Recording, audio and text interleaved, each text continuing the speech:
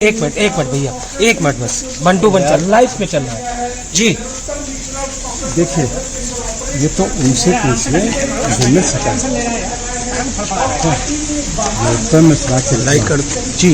लड़ाई लड़ने का जी ये पहना जी एक लाइट हेली प्रतिपक्ष जी और जी जी हाँ यहाँ जी यहाँ आओ यदि जी बस यहीं जी। तो ऐसी क्या वजह रही? लगातार आरोप लगा रहे थे घनश्याम सिंह अपने के भितरगार हमारे साथ हुआ है। तो आपने आज प्रेस वार्ता भी रखी थी, आपने तमाम उस पर सवाल कहे और इतनी बड़ी कार्रवाई हो गई एकदम से। वजह क्या रही आखिर? अब वजह क्या रही है तो जो नेताओं ने कहा हमारी तरफ आप सीधे आप जुड़ेंगे, लाइव चल रहा है, आप सीधे जुड़ेंगे न्यूज़ रूम से। वो कहीं नहीं जा रहे भाई साहब।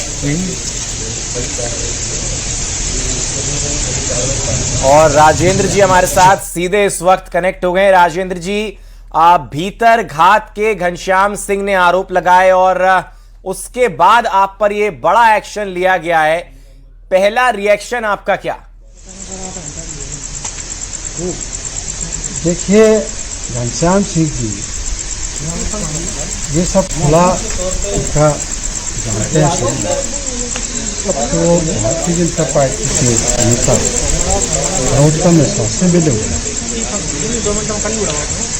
और ये उन्होंने ये सार्वजनिक मंचों से चुनाव के दौरान जो मीटिंग मंच है मीडिया में नरोत्तम मिश्रा की तारीफ की है, एक भारतीय जनता पार्टी के नेता की तारीफ की। अब तारीफ और जो 2009 से उनके संपर्क में है, उनकी साठगांठ है और 2013, 18, 23 विधानसभा चुनाव में उन्होंने उनसे पैसा लिया, 9 लाख के चुनाव लड़े और हमारा यहाँ ग्रुप अब और आप देख लीजिए कि इतने संघर्ष के बाद हमारी विधायकी भी चली गई। किसी लालच में हम नहीं आए, हम कटे नहीं, हम जो है बिके नहीं, ढके नहीं और आपका जो है मन सामने इस तरह का हमने संघर्ष नहीं किया। यदि संघर्ष का ये परिणाम है तो हमारी तरह फिर हर कार्यकर्ता इस बात को सोचने के लिए मजबूर होगा कि कांग्रेस के लिए संघर्ष किया जाए या न किया जाए, क्योंकि इस तरह के जो षड्यंत्रकारी हैं वो षड्यंत्रकारी इसी तरह से यदि साधारण जुझारू संघर्ष। राजेंद्र जी, लेकिन एक सवाल ये भी अब खड़ा होता है कि पार्टी के एक्शन पर अब आपका अगला कदम क्या होगा? अब ये सोच विचार करके बताएंगे।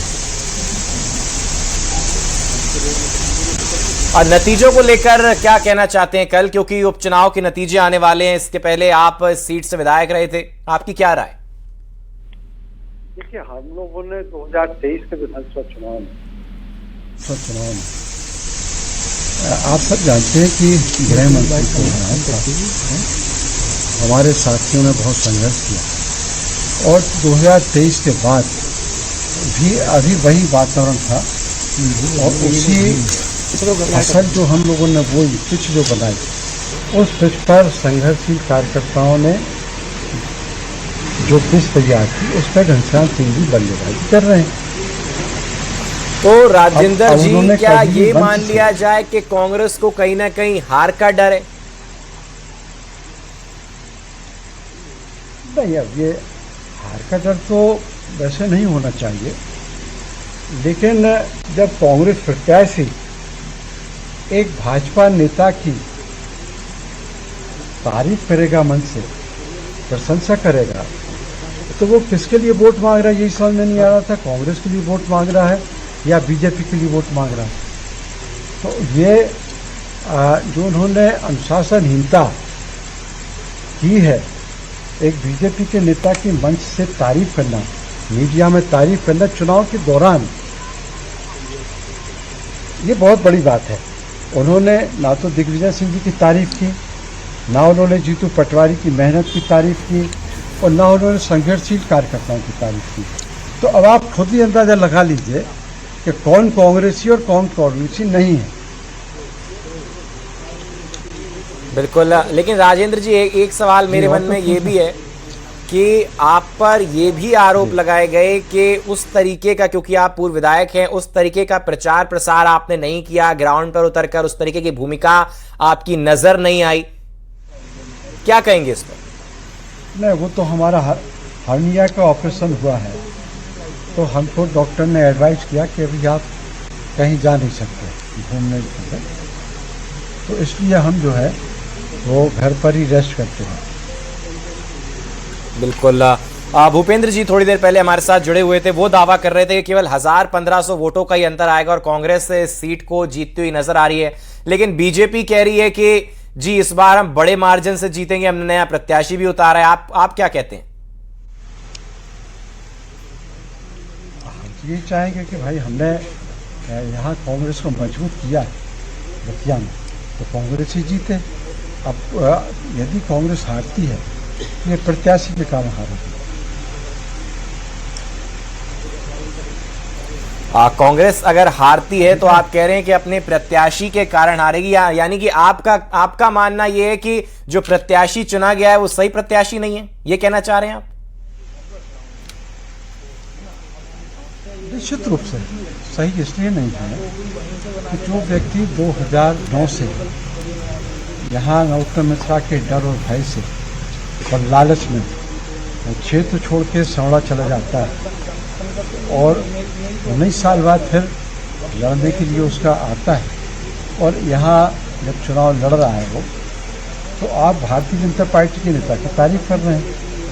हमने तो कभी तारीफ नहीं की, हमने ये भी नहीं कहा कि कांग्रेस को वोट मत दीजिए, हमने हमेशा यही कहा कि कांग्रेस को वोट दीजिए। लेकिन अब उनको जो है भारतीय जनता पार्टी के नेता की प्रशंसा करने उनकी आदत है। नरोत्तम मिश्रा को लेके हमारी लड़ाई है, उनकी और हमारी यही लड़ाई है। तो अब नरोत्तम मिश्रा जी ने जैसा उनसे कहा वैसा उन्होंने शिकायत कर दी। लेकिन हमें हमारी राजनीति के ऊपर, चूँकि हम पब्लिक की राजनीति करते हैं, और आपको हम याद दिला दें कि स्वर्गीय माधवराव सिंधिया जी ने जब हमको 93 में टिकट नहीं दिया, 98 में टिकट नहीं दिया, तो मुझे जनता ने जिता दिया था। समाजवादी पार्टी से हम लड़ गए थे, दोनों की जमानत हो गई थी, कांग्रेस की और बीजेपी की। फिर 2008 में टिकट नहीं दिया, मैं बीएसपी से लड़ गया। यही जो आज कांग्रेस के कैंडिडेट हैं ये 3rd नंबर पर थे। और सबसे बड़ी बात यह है कि जो हमने नरोत्तम मिश्रा के खिलाफ पेड न्यूज़ केस लगाया था, उस पेड न्यूज़ केस में हमने इनको बचाव। राजेंद्र जी एक आखिरी सवाल और मेरे मन में आ रहा है कि आपकी लड़ाई कांग्रेस से है या प्रत्याशी से? क्योंकि एक तो आपने एक तरफ आपने कहा कि प्रत्याशी की वजह से हारेगी अगर कांग्रेस से उपचुनाव हारती है, तो दूसरी तरफ आप कहीं ना कहीं इस बात से भी नाराज नजर आ रहे हैं कि मंच से नरोत्तम मिश्रा की तारीफ क्यों की। तो क्या कांग्रेस से आपकी लड़ाई है या प्रत्याशी से? नहीं, हमारी किसी से लड़ाई नहीं। हमारी लड़ाई नरोत्तम मिश्रा से, उसके वर्किंग से, उसके जो उन्होंने अत्याचार किया और उन्होंने जो कार्यकर्ताओं को, पब्लिक को परेशान किया, वो लड़ाई हमारी है। अब घनश्याम सिंह जी उनके साथ में रहते हैं, हम उसके विरोध में रहते हैं। आज तक उन्होंने एक भी सेंटेंस, एक भी कार्रवाई नरोत्तम मिश्रा के खिलाफ नहीं की, जबकि नरोत्तम मिश्रा ने हमारे साथ, हमारे कांग्रेस के साथियों के साथ जेल भेजा और लोगों को तंग किया, फर्जी केस बनाए। अब इसकी सजा यदि मिल रही है तो ये सजा हमें स्वीकार है। राजेंद्र जी, राष्ट्रीय महासचिव कांग्रेस के और मध्य प्रदेश प्रभारी हरीश चौधरी जी ने ये आदेश जारी किया है आपके निलंबन का। अगर इस वक्त आपको उनसे कुछ कहना हो हाल फिलहाल, तो आप एक लाइन में आप क्या कहना चाहते हैं? नहीं, हम उनसे कुछ नहीं कह रहे। चलिए ठीक है राजेंद्र जी, बहुत बहुत शुक्रिया हमारे साथ जुड़ने के लिए और बातचीत करने के लिए। आपका बहुत बहुत शुक्रिया।